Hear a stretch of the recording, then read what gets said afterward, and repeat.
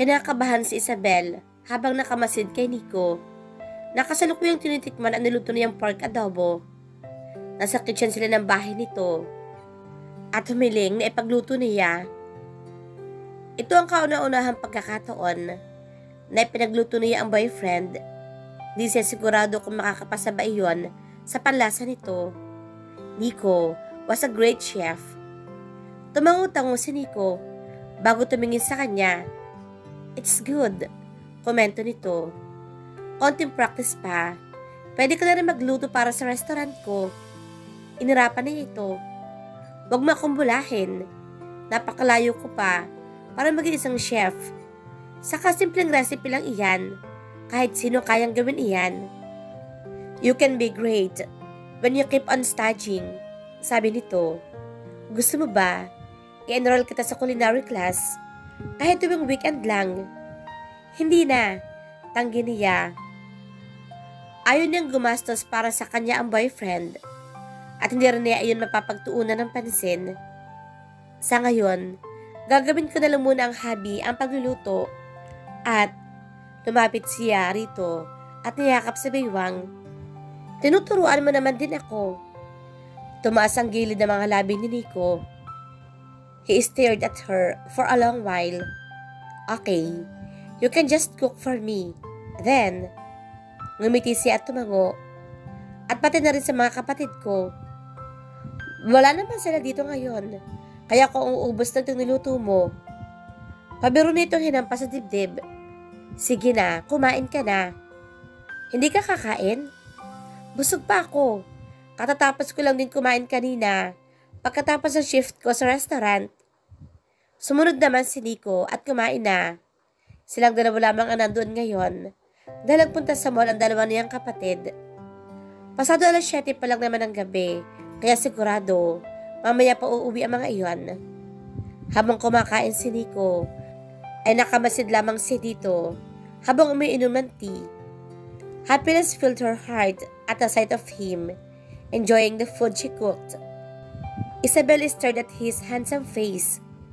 Hindi siya magsasawang pagmasdan ang kagwapuhan nito. Marami sa mga kasamahan niya sa restaurant ang nagulat na malamang karelasyon niya si Nico. May mga masaya para sa kanila. Mayroon namang ibang naiinggit at pinaparinggan siya na kung ano-ano. Hindi na lamang niya pinapansin. Hindi yun maiiwasan sa trabaho. Ang mahalaga, hindi siya naapektuhan. This was her life. She wanted to be with Nico, no matter what others might think. Her heart wanted to stay with him, to make him smile, and be happy again. Nico licked his lips, and her heart jumped at how hot it looked. Naramdaman na lamang ni Isabel ang pag-iinit ng katawan ng maalaala, ang halik nila pinagsaluhan kagabi. What was happening to her these past few days? Palagi na lamang niyang naiisip si Nico. Palaging gusto maramdaman ang init ng katawan nito. Palaging gusto matikman ang halik nito. Nababalo na ba siya rito? She was becoming too attached to him and she couldn't save herself anymore. Tumingin sa kanya si Nico, kaya natataranta siyang nag-iwas ng tingin. Natatakot siya na makita nito kung ano ang kanyang nararamdaman. Sa nanginginig ng mga kamay, ay pinatong niya ang tasang hawak sa table. Pero biglaing tumumba, natapon ng laman. Mabilis na napatayo si Isabel nang umagos patungo sa kanya ang tea. It was still a little hot. Nabasa niyon ang damit at shorts niya. Napatayo rin si Nico. Nag-aalalang lumapit sa kanya. Napasok ka ba? Tanong nito. Umiling siya. Ayos lang ako, sabi niya. Ano bang nangyayari sa kanya? Magpapalit lamang ako ng damit. Hindi na nito hinintay na makapagsalita bago dali-daling lumabas sa kusina para magtungo sa kanyang kwarto. Pagkapasok sa loob, ay naiinis na napabaga siya ng hininga. Nagiging clumsy na siya dahil sa mga kung ano-anong naiisip. Ilang beses na humugot ang malalim na hininga si Isabel para kalmahin ang sarili bago naglakad palapit sa built-in closet. Naghahanap siya na may papalit na damit na makarinig ng katok sa pinto. Lumingon siya at nakita Pumasok sa loob si Nico. There was worry in his handsome face. Bumilis naman ang tibok ng kanyang puso na humakbang ito, palapit sa kanyang kinatatayuan. Ayos ka lang ba, Isabel? Tanong nito. Nasaktan ka ba kanina? Sandali siyang pinakatitigan ni Nico. May problema ka ba? Sa restaurant ba? Wala. Tinaas ito ang isang kamay para masuyang haplusin ang kanyang pisngi. Just tell me kung may pinoproblema ka, Isabel. Isabel sighed. She felt like melting because of his touch. Sa simpleng haplos na iyon ay nag-react ang kanyang katawan. Paano ba niya sasabihin ang mga nararamdaman? How could she tell him that she wanted him, that she needed him? Maging siya ay hindi maipaliwanag ang nararamdamang iyon sa sarili. Isabel. Hindi na natapos pa ni Nico ang sinasabi. Nang yakapin niya ito sa baywang, tumingkayad siya para mahalikan nito sa mga labi. Naramdaman niya ang pagkagulat nito. She knew this was insane, but she didn't care anymore. She wanted him. Hindi niya gustong pigilan pa ang lahat ng gustong gawin ng puso. Lang sadali lang naman ay naramdaman na ni Isabel ang pagtugon ni Nico sa kanyang halik. His arm wrapped around her waist, pulling her even closer to his hard, warm body. Mahabang sandaling naghinang ang kanilang mga labi. Pareho sila naghahabol ng hininga na maglayo ang mga iyon. They stared at each other's eyes for a long while. Kitang-kita niya ang apoy sa mga mata ni Nico. Hindi niya alam kung gano'n din ba ang makikita sa kanyang mga mata. Bumaba ang tingin ni Nico sa kanyang mga labi. Bumilis na naman ang tibok ng kanyang puso. Bumagal ang paghinga. Ibinalit nito ang tingin sa kanyang mga mata para nagpapaalam na halikan siyang muli. Nginitian ito ni Isabel at siya na ulit ang unang humalik dito. Ipinulupot niya ang mga kamay sa leeg ng boyfriend. Higit itong pinalalim ang halik. Ipinikit niya ang mga mata at hinayaang tangayin ng kakaibang sensasyong nararamdaman. Oh, she never wanted to break their kiss. If we don't stop now, Isabel. He was breathing heavily now. Hindi ko na makakontrol ang sarili ko. Alam niya kung ano ang ibig sabihin niyon. Pero sa halip na matakot, nagdulot iyon sa kanya ng hindi pamilyar ng pagkasabik sa buong pagkatao. Ibinaba ni Isabel ang mga kamay, patungo sa matipunong dibdib ni Nico. Nahihiya siyang nagyuko ng ulo. I want you, Nico. Lakas loob na pag-amin niya. No, that was incomplete. She loved him, and she wanted him. She wanted to give him everything. Nakahanda siyang tanggapin ang lahat ng consequences niyon. Mahabang sandali, hindi na narinig ang pagsasalita ni Nico. Natatakot siyang tinignan ulit ito. Paano kung pagtawanan siya nito? Hindi niya alam kung kailan ba ito sinimulang mahalin. Ang alam ng niya, hindi niya gusto mawali rito. Gusto niyang ibigay kay Nico ang lahat-lahat. Ipagkatiwala ang kanyang sarili. She wanted to be selfish this time and ask for what she wanted. Him. Lakas loob na sinulyapan ni Isabel si Nico. Her heart almost jumped off her chest at the look on his face. His dark brown eyes were ablaze. Pakiramdam niya, matutunaw siya sa pagkakatitig nito. There's no turning back now, Isabel. Magaspang nitong sabi. You've already pushed too far. Nagrambulan ang tibok ng kanyang puso sa sinabi nito. He looked dominating at that very moment and excited her in ways she couldn't understand. Pinangko siya ni Nico. Nabibingin na siya dahil sa lakas ng kabog ng kanyang dibdib. Posible na naririnig din iyon ng boyfriend. Hindi na siya tumutol ng humakbang ito patungo sa kama at maingat siyang inilapag sa ibabaw niyon. At ng oras na iyon, tuluyang ipinaubayan ni Isabel ang sarili kay Nico. She loved him so much and she would never regret giving everything to her. Hindi inaalis ni Nico ang pagkakatitig sa natutulog na mukha ni Isabel sa kanyang tabi. Magkayakap silang dalawa sa kama. Kanina pa itutulog habang siya ay walang sawang nakamasid sa kagandahan nito. Mahinang napaungol si Isabel. Higit pang sinigsik ang katawan sa kanyang katawan, pero tulog pa rin. Kanina pa niya pinipilit na kinukontrol ang sarili, nagisingin ang girlfriend. Hindi maintindihan ni Nico ang sarili. Labis siyang naapektuhan nito. Unang nangyari iyon, nung kainin nito ang omelette na niluto niya sa bahay nito. He didn't mean to give a different meaning to her moan that time. Sigurado ng sarapan lamang ito sa pagkain, pero hindi pa rin niya napigilan ang sarili. At ngayon na nakuha niya ito, lalong tumindi ang mga damdaming bumabalot sa kanyang pagkatao. He had never felt this uncontrollable before. Kahit pa sa dating asawang si Tricia, hindi niya alam kung ano ang ginawa ni Isabel sa kanya. Hinaplos si Nico ang pisngin ng girlfriend, napangiti. Hindi niya alam kung kailan ito nagsimulang manahan sa kanyang puso't isipan. Hindi rin niya alam kung paano hindi ito umalis doon. Her smile, he liked it so much. It was the brightest smile he had ever seen. It was like the sun. Kahit napagod at nahihirapan, pinipilit pa rin ni Isabel ang ngumiti. And her eyes, she had the most beautiful pair of eyes he had ever seen. They were genuine and so expressive. Maging ang paraan ng pagtawa at pagsasalita nito ay gustong-gusto niya. Everything about her was pulling him, and he couldn't save herself anymore. No, he didn't want to save himself.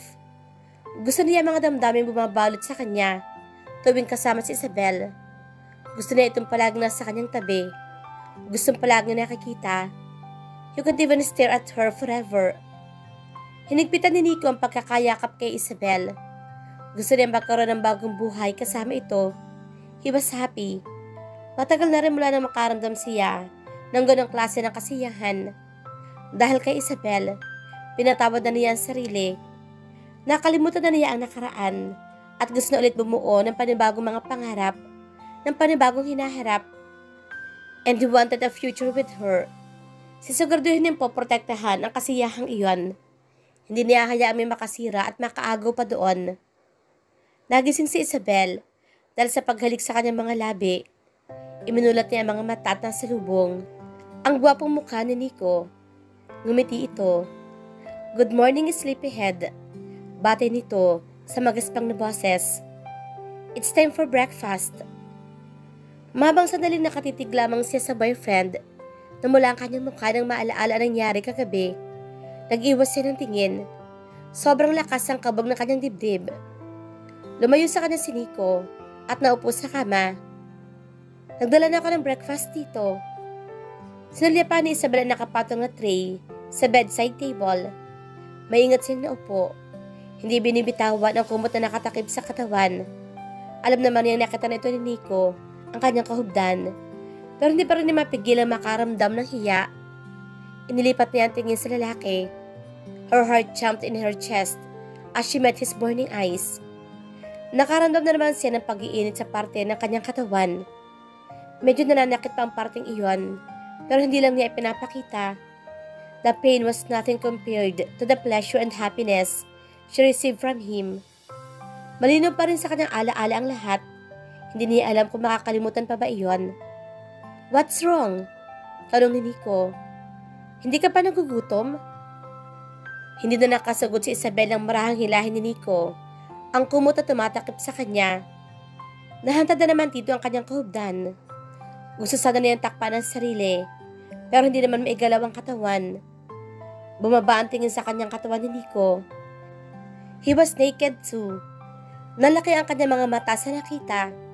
Parang napapasong iniiwas siya ang tingin doon. Pinilit niyang pagganahin ng isip. Kakainan muna siguro siya para natigilan siya na maalaala ang mga kapatid. Sina Luna? Tanong niya. Hindi ko alam kung nakauwi na sila. Hindi niya namalaya na nakatulog siya kagabi. Kumakain na silang breakfast, sabi nito. Nakita ko sila kanina paglabas ko para magluto. Inisip daw nila tulog na tayo kagabi, kaya hindi na nang abala pa. Ibinilik niya ang tingin kay Nico at nakita ang ngisi sa mga labi nito. Boy, was he so handsome, even in the morning. Bigla tuloy siya na conscious sa hitsura. Pasimple niyang inayos sa kanyang magulong buhok. You look beautiful, sabi ni Nico maya-maya. Lumapit ito sa kanya para isubsob ang mukha sa gilid ng kanyang leeg. Napamuntong hininga na lang siya. Hindi mawala-wala ang ngiti sa mga labi ni Isabel habang nagsiserve sa mga customer ng Larson Restaurant. Sa pagdaan ng mga araw, lalong nadaragdagan ang kaligayahan niya dahil sa kanilang relasyon ni Nico. Wala na siyang mahihiling pa, kundi ang patuloy itong makasama. Nagilista siya ng mga order ng isang customer na makita ang pagpasok ni Nico sa restaurant. Napatingin ito sa kanyang kinaroroonan at agad na nagtama ang kanilang mga mata. Pumilit siya naman ang tibok ng kanyang puso. Agad niyang iniiwas ang tingin bago pa magkamali sa trabaho. She needed to focus on work for now. Hindi pwedeng sumingit ang mga kung anong bagay sa kanyang isip. Mula nung unang beses na may mangyari sa kanilang dalawa ni Nico, lalong hindi mawala sa kanyang isip ang lalaki. Her heart kept looking for him. She had become addicted to the way she felt when she thought about him. When she was with him, alam na imposible nang makaahon pa mula roon. But deep inside, she was happy and she liked it. Wala siyang pinagsisisihan sa lahat ng ginawa, sa lahat ng naging desisyon. Laking pasasalamat ni Isabel dahil nagawa naman na maayos ang trabaho hanggang sa mag-break time siya. Umakyat siya sa second floor ng restaurant para sa naayayaing kumain ng lunch si Nico. Pero nag-alangan siyang kumatok sa opisina nito. Inside this place, she wanted to maintain their professional relationship. Hindi rin kasi na gusto na bigyan siya ni Nico ng special treatment dahil lang sa magkarelasyon silang dalawa. Pero minsan, gusto rin niya itong makasama kahit sandali. Tataliw ko na sana siya para bumalik na lang sa staff room nang biglang bumukas ang pinto ng opisina ni Nico. Lumabas doon si Lyndon. Mukhang nagulat pa ito pagkakita sa kanya. Kasunod dito si Nico. Bahagya lang tumango sa kanya si Lyndon bago lumakad palayo. Inilipat niya ang tingin kay Nico na nakatitig sa kanya. Break time ko, sabi niya. Kumain ka naman ng lunch? Hindi ito sumagot. Sa halip ay hinubakan ng kanyang kamay at hinilas siya papasok sa loob ng opisina. He closed the door and she heard the sound of the lock. Nilingon niya ito. Hindi ko alam na nandito pala si Lyndon. Busy ka ba? Hindi. May pinag-usapan lang kami tungkol sa kaso ng papa mo. Hinihingi ko ang kanyang tulong. Tumango-tango si Isabel. Nalaala nga niya na nabanggit noon ni Nico na may alam din pala si Lyndon tungkol sa pag-iimbestiga ng isang kaso. May nahanap na ba kayong lead? Napansin niya ang bahagyang pagkatigil ni Nico, pero agad din itong ngumiti. We're still investigating, sagot ito. Lumabi siya. Kumain ka na. Hindi na niya naituloy pa ang sinasabi ng bigla siyang hapitin ni Nico, palapit sa katawan nito. He kissed her hard on the lips. Agad naman na yung tunugan ng halik nito. Automatic kong yumakap din ang kanyang kamay sa katawan ng boyfriend. I missed you. Narinig yung bulong ni Nico sa pagitan ng halik. Too, she replied. Mahabang sandali, nagpaligsahan lamang sila sa paghalik sa isa't isa. Hanggang sa kanya maramdaman ng pag-angat ng kanyang katawan sa sahig. Nico carried her and put her down on the couch. Bumilis ang tibok ng puso ni Isabel. Pinigilan niya ang mga kamay nito. Nico, nasa trabaho tayo. Natataranta niyang sabi. Nilako naman ang pinto, sabi ng boyfriend. He was staring at her with heat in his dark brown eyes. At break time mo naman, hindi ba? Nag-init ang kanyang mukha, lalo na maramdaman ang kamay ng boyfriend sa kanyang katawan. I think my break time's over. Mahina na niyang sabi. Napangiti si Nico. Tumingin sa kanya. Hindi pa. Pwede ka pang kumain. Tinignan niya ito na masama. Bago itinulak palayo sa kanya. Tumayo si Nico. Ikinulong nito ang kanyang mukha sa magkabilang palad at hinilikan siya na mariin sa mga labi. Nalambot na naman ang mga tuhod ni Isabel. Kaya kailangan kumapit siya sa balikat ito. Kinailangan pa niyang pilitin ang sarili na lumayo dahil baka kung sada naman humantong ang paglalapat ng kanilang mga labi. Hindi ka ba kakain? Tanong niya. Umiling ito. Kumain ako kanina. Tumango siya. Lalabas na ako para kumain. Ayoko ring abalahin ka pa sa trabaho. Alam mo hindi ka magiging abala sa akin. Napangiti na lang siya. Aalis ako mamaya, sabi ni Nico. Pero susunduin pa rin kita dito. Hintayin mo ako, okay? Saan ka pupunta? Nakakunot niyang tanong. May aasikasuhin lang. Nginitian siya nito at kinindatan. Lumabi si Isabel, pero hindi na nagtanong pa. Nagpaalam na siya at lumabas ng opisina. Napatigil siya sa paghakbang bago muling nilingon ang opisina ng boyfriend. Hindi niya alam kung ano pinagkakaabalahan nito ngayon. Was it her father's case? Hindi niya maintindihan kung bakit. Nakakaramdam ng kaba. Hindi rin niya alam kung bakit. Nagdadalawang isip siyang ipaako ang investigasyon na iyon kay Nico. Marahas siyang umiling. Hindi siya dapat nag-iisip ng mga negatibong bagay. Itunuloy na niya ang paglalakad papunta ng staff room. Doon na siya kumain ng lunch. Napatingin si Isabel kay Mandy nang tumabi ito sa kanya. Dala ang sariling pagkain. Nakipagkita ka na naman sa boyfriend mo? Tanong nito. Ngiti lang ang kanyang sagot. Sandali siya pinakatitigan nito. Kumunot ang noo. Did something happen? Napaubo siya dahil sa hindi inaasahan tanong ni Mandy. Gulat siyang napatingin. Paano nito nalaman? Natawa si Mandy dahil sa kanyang reaksyon. May bite marks ka sa leeg. Umiiling na sabi nito. Biglang nataranta si Isabel. Napahawak sa leeg.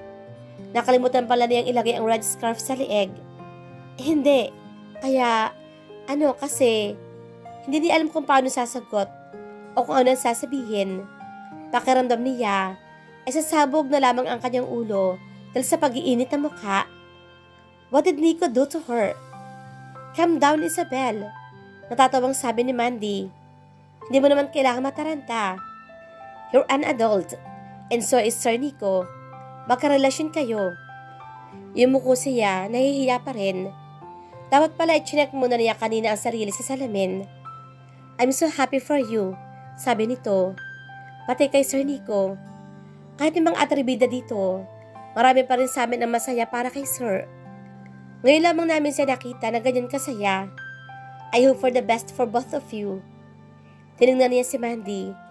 Salamat. Ngumiti siya. Masaya rin ako. Sobrang saya. Nihiling niyang sana ay hindi matapos ang kasiyahang iyon.